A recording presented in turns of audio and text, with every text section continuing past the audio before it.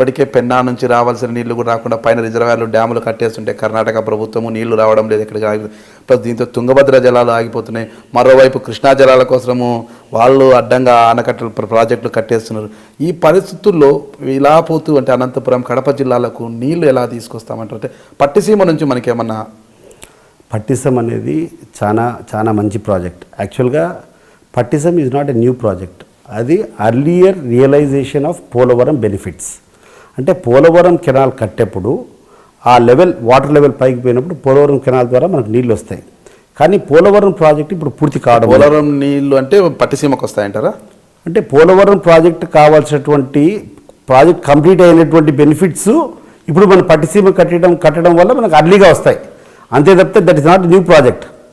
Pattisam project is not a new project. Polavaram కట్టేంత వరకు కూడా ప్రత్యామ్నాయంగా లిఫ్ట్ చేస్తున్నాం మనము. అంటే పట్టిసీమ ప్రాజెక్టు వల్ల కడప జిల్లాకి ఏమన్నా ఉపయోగం అంటారా? చాలా, రాయలసీమ ప్రాంతానికి అంతా కూడా చాలా అదృష్టము.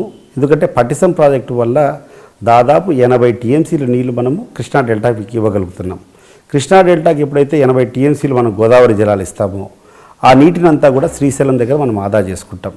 ఆదా చేసుకునేటువంటి నీళ్ళన్నీ కూడా రాయలసీమ ప్రాంతానికి ఇప్పుడు జిఎన్ఎస్ఎస్ ద్వారా కానీ తెలుగంగ ద్వారా కానీ లేకుండా ఉంటే నిప్పువాగు ద్వారా పెన్నా రివర్కి కానీ సోమశిలకు కానీ ఇవన్నీ తీసుకుని పోయేదానికి అవకాశం ఉంటాయి. అంటే ఇప్పుడు మనం పట్టిసీమలో తీసుకుంటే కృష్ణా డెల్టాకు ధరించే నీళ్లు కూడా మాకు వాటా ఇవ్వాలని తెలంగాణ ప్రభుత్వం ఒక కొత్త గల్లం ఇప్పుతుంది. ఇలా కృష్ణా డెల్టాలో మాకు వాటాలు ఇవ్వాలి, మాకు నీళ్ళు ఇవ్వాలనేది. అంటే దీన్ని ఏ విధంగా ఎదుర్కొంటారు? ఎన్ని రకాలుగా ఏం చెప్పినా కూడా వాళ్ళకు వాటా ఇంకొక వాటా ఇవన్నీ కూడా కరెక్ట్గా ఆలోచన చేస్తే బచావత్ ట్రిబ్యునల్ ప్రకారం ఏ ప్రాజెక్ట్ నుంచైనా కూడా మనం గోదావరి నుంచి నీళ్లు వాడుకోవడం మొదలు పెడితే కృష్ణాలో కొంచెం షేరింగ్ వేరే రాష్ట్రాలకు ఇవ్వాలనేది ఉంది. కాకపోతే వాడేదానికి వాళ్ళకంటే కూడా మనకు అవకాశాలు చాలా ఎక్కువ ఉన్నాయి.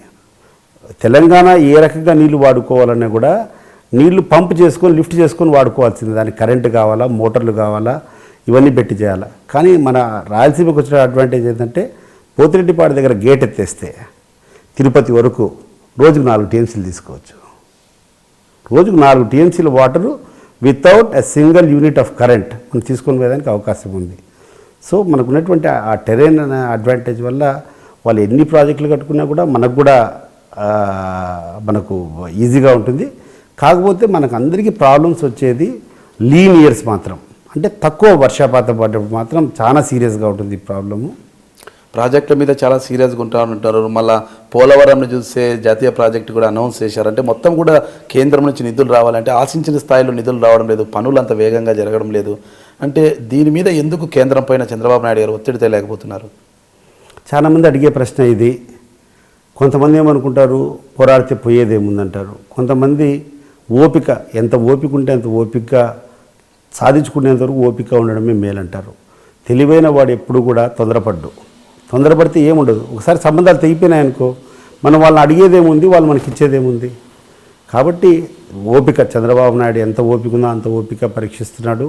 24 గంటలు కూడా ప్రధానమంత్రి దగ్గర కానీ లేకుండా ఉంటే మా ఎంపీలు కానీ వీళ్ళందరూ కూడా ఈ రాష్ట్రానికి రావాల్సినటువంటి స్పెషల్ కేటగిరీ స్టేటస్ అయితేనేమి, పోలవరం కంప్లీషన్కి అయితేనేమి, విభజన జరిగినప్పుడు ఉన్నటువంటి వివిధ హామీలు ఇవన్నీ అమలు చేయడం అయితేనేమి, వీటన్నిటి మీద కూడా చాలా ప్రత్యేకంగా పోరాడుతూ ఉంటాం. దీంట్లో జగన్మోహన్ రెడ్డికి చంద్రబాబు నాయుడు ఉండే తేడా మీరు గమనించాలా.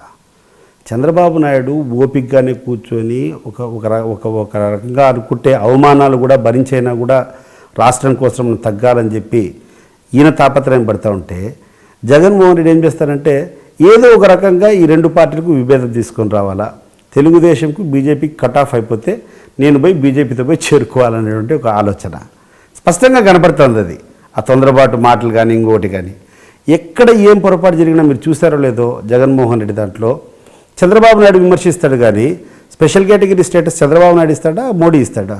కేంద్రం ఇవ్వాల్సిందే. మరి మోడీ గురించి ఎక్కడన్నా ఒక మాట మాట్లాడాడా? అంటే కేంద్ర పైన ఒత్తిడి తీసుకురావాల్సిన బాధ్యత చంద్రబాబు నాయుడుపై ఉందనేది మాట్లాడుతూనే ఉన్నాం కదా. ఇంకేం చేస్తాం ప్రజాస్వామ్యంలో?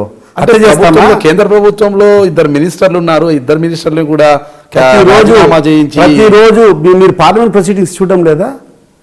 కాదు. ఇప్పుడు అంటే జగన్మోహన్ రెడ్డి చెప్పినట్టు ఆయన స్క్రిప్ట్ ప్రకారం నడుచుకోవాలన్నా, లేకుండా ఉంటే మా స్క్రిప్ట్ ప్రకారం మేము నడుచుకోవాలన్నా? ఇప్పుడు మేము చేయడం లేదని చెప్పి ఎవరు మాట్లాడారు? మీరు చూస్తారా? పార్లమెంట్లో ప్రొసీడింగ్స్ చూస్తారా? రాజ్యసభలో మా వాళ్ళు చేసేటువంటి పోరాటం చూస్తారా? లోక్సభలో మా వాళ్ళు చేసేటువంటి పోరాటం చూస్తారా? నిత్యం మా శివప్రసాద్ చేసేటువంటి పోరాటం చూస్తారా? సీఎం రమేష్ చేసేటువంటి పోరాటం చూస్తారా? లేకుండా అంటే సృజనా చౌదరి గారు చేసేటువంటి పోరాటం చూస్తారా? మీరు అవన్నీ పక్కన పెట్టి మేమేం చేయడం లేదంటే ఎట్లా? 100కి 100 రూపాయలు ఈ రాష్ట్రానికి ఏం కావాలనో మా పరిధిలో దాన్ని ఎట్లా ఎంత సీరియస్గా తీసుకున్నాం అంత సీరియస్గా తీసుకుంటున్నాం. అంటే మొత్తం మీద తీసుకుంటే ఇక్కడ భూసేకలో ల్యాండ్ పుండ్లో దాదాపు 18,000 ఎకరాలు పత్తిపాటి పుల్లారావు, నారాయణ, నారా లోకేష్ బాబు వీళ్ళంతా కూడా కొనుగోలు చేశారు. మా దగ్గర ఆధారాలు ఉన్నాయి. ఒక పుస్తకాన్ని కూడా వాళ్ళు ప్రచురించారు కదా. We're ready.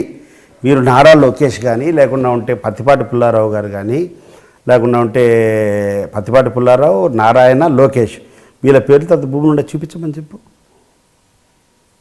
వీళ్ళ పేరుతో అది భూములు ఉన్నాయని ఎక్కడో చూపించమని చెప్పు.